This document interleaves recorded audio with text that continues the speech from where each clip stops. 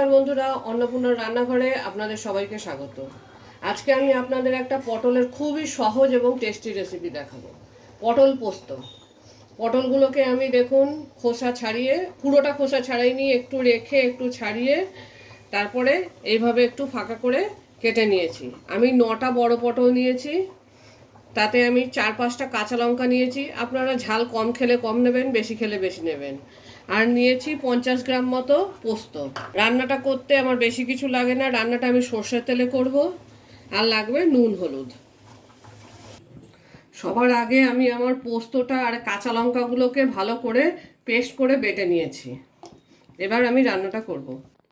পটল পোস্ত করার জন্য কিন্তু একটু তেল বেশি লাগে, কারণ এটা তেল তেল হয়। তার জন্য আমি এতে প্রায় 5-6 চামচ সর্ষের তেল দিয়ে দিলাম। তেলটা খুব ভালো করে গরম হতে দেব। দেখুন তেলটা খুব ভালো করে গরম হয়ে গেছে, ধোঁয়া বেরোচ্ছে। এবার আমি আমার এই কেটে এবং ধুয়ে রাখা পটলগুলো ছেড়ে দিচ্ছি। পটলগুলোতে আমি সামান্য একটু নুন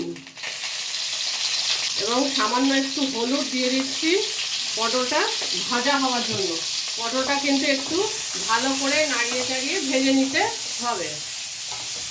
আমি 5-7 মিনিট পটলটাকে নেড়ে চেড়ে ভাজবো, যাতে পটলের সব পিঠগুলোই ভালোভাবে ভাজা হয়ে যায়, কোনো দিকটাই কাঁচা না থাকে।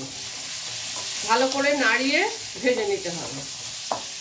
দেখুন পটলগুলো আমার কিন্তু সব ভাজা হয়ে গেছে, খুব ভালো করে ভেজে নিয়েছি, না পুড়ে গেছে না একদম কাঁচা আছে। এবার আমি পটলগুলোকে একটা পাত্রে তুলে নেব।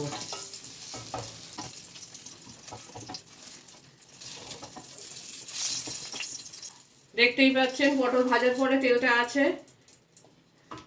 আমি এর মধ্যে আমার এই পোস্ত এবং কাঁচা লঙ্কা বাটাটা দিয়ে দেবো। গ্যাসটা কিন্তু আমি একদম সিম করে রেখেছি, একদমই সিম করে রেখেছি, যাতে এটা ছিটকে না চলে যায়। আমার কন্টেনারের মধ্যে অনেকটাই পোস্ত লেগেছিল, আমি সেই জন্য একটু জল দিয়ে এতে দিয়ে দিলাম। এবার এতে দিয়ে দিতে হবে স্বাদ মতো নুন। আপনারা যে যেরকম নুন খান সেরকম দেবেন। আর 1/4 টেবিল স্পুন হলুদ। খুব বেশি হলুদ দিতে হয় না।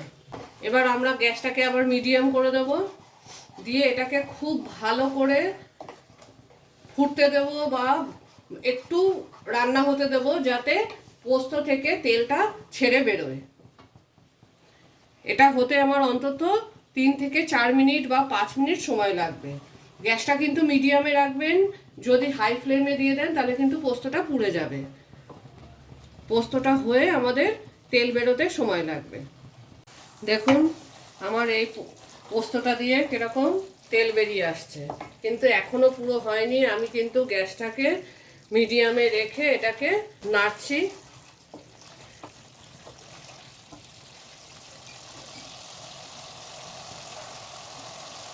দেখছেন কিরকম তেল বেরিয়ে আসছে পোস্তটা দিয়ে। পোস্তটা ভাজা ভাজা হয়ে, পুরোপুরি একদম পুড়ে যাওয়ার মতো ভাজা হবে না, কিন্তু একটু তেল বেরিয়ে আসবে। যেরকম আমরা মশলা কষালে তেল বেরিয়ে আসে, সেরকম তেল বেরিয়ে আসবে।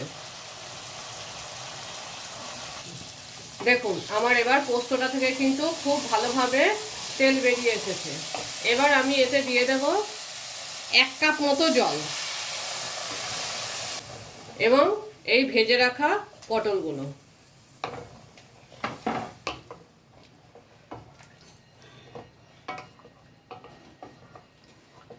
গ্যাসটা মিডিয়াম ফ্লেমে রেখে আমি এটা 3 মিনিট ঢেকে দেব।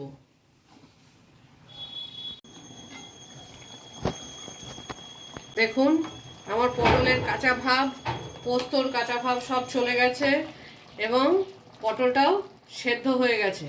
আগেই আমি যেহেতু ভেজে নিয়েছিলাম তাই হতে বেশি সময় লাগে না। এবার আমি গ্যাসটাকে মিডিয়ামে রেখে বা একটু বেশি আঁচে রেখে মিনিট 5 খুলেই এটাকে রান্না করব, যাতে এর তেলটা বেরিয়ে আসে। গ্যাসটা কিন্তু মিডিয়ামে রাখবেন, একদম হাই ফ্লেম হলে কিন্তু এটা ছিটকে ছিটকে উঠবে এবং শুকিয়ে যাবে।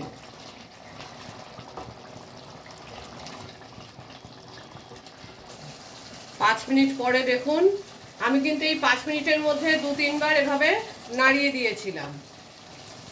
আমার পোস্তটাও বেশ মাখা মাখা হয়ে গেছে, পটলের গায়ে লেগে গেছে এবং তেল তেলও হয়ে গেছে। এবার আমি গ্যাসটাকে একদম সিম করে দেব, একদম সিম, যাতে শুধু আগুন লাগার মতো লাগে। দিয়ে 2 মিনিট গ্যাসটাকে ঢেকে রাখবো।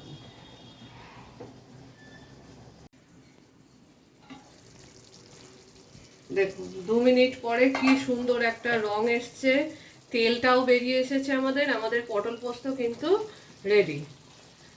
এটা কিন্তু গরম ভাতের সাথে খেতে খুবই ভালো লাগে এবং এই রান্নাটা সবারই ভালো লাগবে। আমাদের পটল পোস্ত হয়ে গেছে। দেখুন আমাদের পটল পোস্ত রেডি, দেখতেও খুব সুন্দর, খেতেও কিন্তু এটা খুবই ভালো এবং সুস্বাদু। আপনারা বানান, খান এবং কমেন্ট করুন। এই সুস্বাদু খাঁটি বাঙালি পদটি আপনাদের যদি পছন্দ হয়ে থাকে তাহলে আমাদের কমেন্ট করে জানান। আর লাইক, শেয়ার ও সাবস্ক্রাইব করতে ভুলবেন না আমাদের চ্যানেলটিকে। বেল আইকনটি প্রেস করে দিন আরও অনেক নতুন ভিডিওস দেখার জন্য। Thank you for watching.